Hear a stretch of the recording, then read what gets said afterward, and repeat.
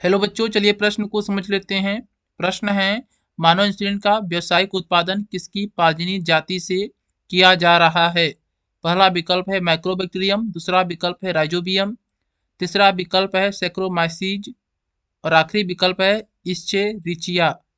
चलिए इस प्रश्न की मुख्य अवधारणा को समझ लेते हैं।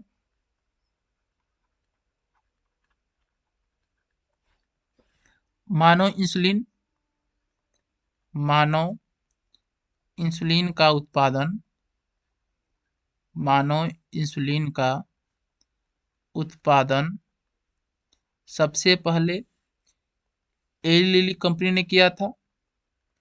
एली लिली कंपनी ने एली लिली कंपनी ने सबसे पहले मानव इंसुलिन का उत्पादन किया था। मानव इंसुलिन का उत्पादन व्यावसायिक स्तर पर एक जीवाणु की मदद से किया जाता है। जो मानव इंसुलिन को उत्पादित करने वाला जीन होता है, इस जीन को शरीर से निकालकर एक जीवाणु में स्थानांतरित करते हैं। उस जीवाणु का नाम है ई कोलाई। ई कोलाई जीवाणु को इश्चेरिचिया कोलाई भी कहते हैं। और इस जीन को जब ई कोलाई में स्थानांतरित करते हैं, उसके बाद कुछ समय बाद बाहर निकाल लेते हैं, ई कोलाई से बाहर निकाल लेते हैं और दो श्रृंखला मिलती है, श्रृंखला ए और श्रृंखला बी। दोनों श्रृंखला को जोड़कर मानव इंसुलिन तैयार करते हैं। दोनों श्रृंखला को जोड़कर मानव इंसुलिन तैयार किया जाता है। दोनों श्रृंखला आपस में जोड़ी जाती हैं डाई सल्फाइड बंध के द्वारा। डाई सल्फाइड बंध के द्वारा दोनों श्रृंखला को जोड़ा जाता है।